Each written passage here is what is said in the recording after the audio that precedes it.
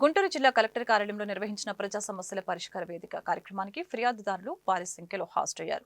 జిల్లా నలుమూలల నుంచి వచ్చిన ఫిర్యాదుదారుల వద్ద నుంచి వినతి పత్రాలని స్వీకరించిన జిల్లా కలెక్టర్ ఎస్ నాగలక్ష్మి ఫిర్యాదుదారుల సమస్యల్ని త్వరితగతిన పరిష్కరించాలని ఆయా శాఖల అధికారుల్ని ఆదేశించారు. ఫిర్యాదుదారుల సమస్యలపై అలసత్వం వహిస్తే చర్యలు తప్పవని కలెక్టర్ ఎస్ నాగలక్ష్మి హెచ్చరించారు.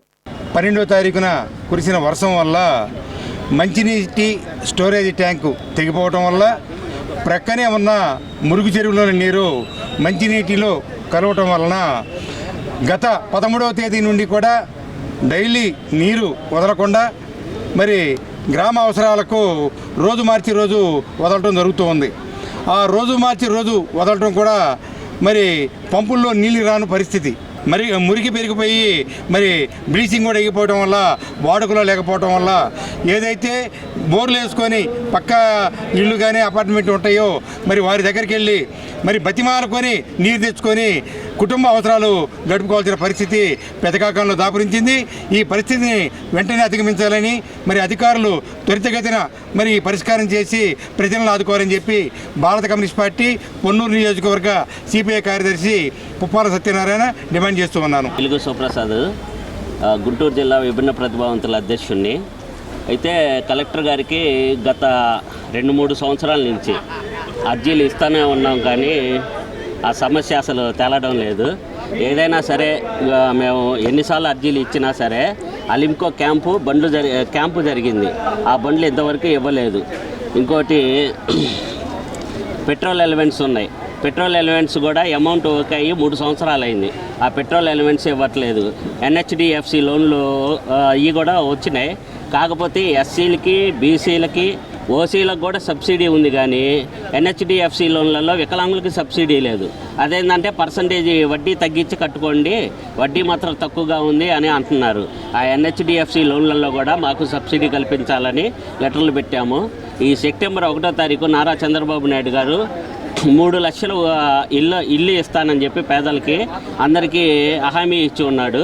ఆ పేదల ఇళ్లలో అపార్ట్మెంట్లలో కానీ వాటిలలో కానీ మా వికలాంగులకి ఉండటానికి కుదరదు, కాబట్టి వికలాంగులకి ప్రత్యేక కాలనీని ఏర్పాటు చేయాలని గౌరవనీయులైన కలెక్టర్ గారికి, జేసీ గారికి గతంలో 4-5 అర్జీలు ఇచ్చి ఉన్నాము.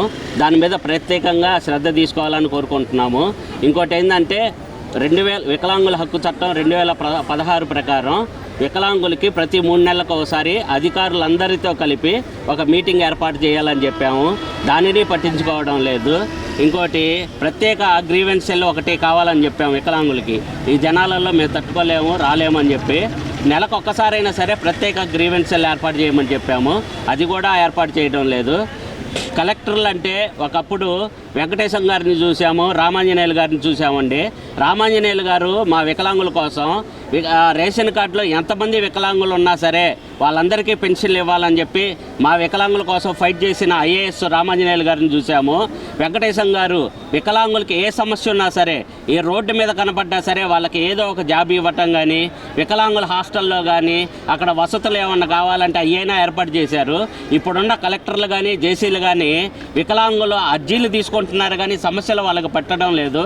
దయచేసి కలెక్టర్లుగా ఉన్న మీరు వికలాంగుల సమస్యలు కూడా తీర్చాలి. 2016 వికలాంగుల హక్కు చట్ట ప్రకారం వికలాంగులకు కూడా ప్రత్యేక గుర్తింపు ఇవ్వాలని చెప్పి పంచుపాటి అజయ్ కుమార్, రైతు సంఘం గుంటూరు జిల్లా కార్యదర్శి.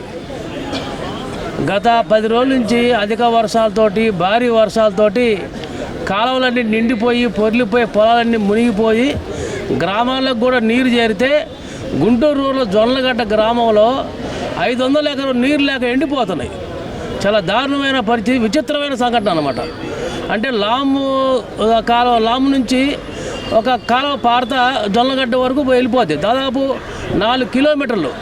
లామ్ డ్రాప్ నుంచి పారుతున్న కాలువ 4 కిలోమీటర్ల పొడవును కూడా మొత్తం తూటికాడ, జమ్ము, రెల్లు మొత్తం పేరకపోయి 500 ఎకరం వరి ఎండిపోయే పరిస్థితి వచ్చింది. దానికి సంబంధించి నీటి సంఘాల అధ్యక్షులు పదే వినతి పత్రాలు ఇచ్చారు, ఎమ్మెల్యేని కలిచారు. ఇంతవరకు దానికి సంబంధించిన పూడికి తీల దాదాపు ఎకరానికి 15,000 రూపాయలు ఖర్చు పెట్టారు. కౌలు అదనంగా 25,000 రూపాయలు ఖర్చు అయింది. దాదాపు 40,000 ఖర్చు అయితే ఇప్పటి వరకు అధికారులు పట్టించుకోలేదంటే ఇంతకన్నా దారుణం ఇంకోటి ఉండదు. ఇవాళ వరి దాదాపు గుంటూరు జిల్లాలో వెద పద్ధతిలో 1,03,000 ఎకరాలు పంట సాగు చేస్తే మనం వచ్చిన వరదలకి 70,000 ఎకరం దెబ్బతిన్నది. ఇలాంటి పంటలకు దెబ్బతిన్న వరదలకు దెబ్బతింటే ఇక్కడ సాదాగా పంట బండితో ఉన్న దానిలో నీరు అందకపోవడం చాలా దారుణం. ఇప్పటికైనా అధికారులు స్పందించి వెంటనే ఆ పూడికి శుభ్రం చేసి ఆ యొక్క 500 ఎకరాలని కాపాడాలని చెప్పేసి మేము కోరుతున్నాం. అతివృష్టి కొన్నారు, అనావృష్టి కొన్నారు. ఇప్పుడు కాలువ నుంచి నీళ్ళు పెట్టుకుందామంటే సుక్క నీళ్ళు ముందుకు పట్ల తూటుకాడ జమ్ము గడ్డి మెలేసుకొని కాలువ అంతకుముందు వర్షాలకి గండీలు పడి ఎక్కడ పోతే కాలువ నుంచి సుక్క నీళ్ళు కూడా ముందుకు పట్ల. రైతుల బాధలో ఎన్నిసార్లు చెప్పుకున్నా కూడా ఊంకొట్టి వదిలేస్తున్నారే తప్ప రైతును పట్టించుకున్న నాదులే లేకుండా పోయాడు. బలం మందు కట్టలు కూడా అందకుండా జనం చాలా ఇబ్బంది పడుతున్నారు. రైతు భరోసా కేంద్రంలో కీగట్టి నుంచుంటున్నారు. బలం మందు కట్టలు కూడా సకాలంలో రాకపోతే చాలా నష్టపోయే ప్రమాదం ఉంది రైతులు. బలం మందు కూడా లేదు. కాబట్టి గవర్నమెంట్ వారు ఇవన్నీ కూడా చూసి ఊంకొట్టి వదిలేయకుండా తగిన పనులు చేస్తారు, రైతులకు న్యాయం చేస్తారని కోరుకుంటున్నా.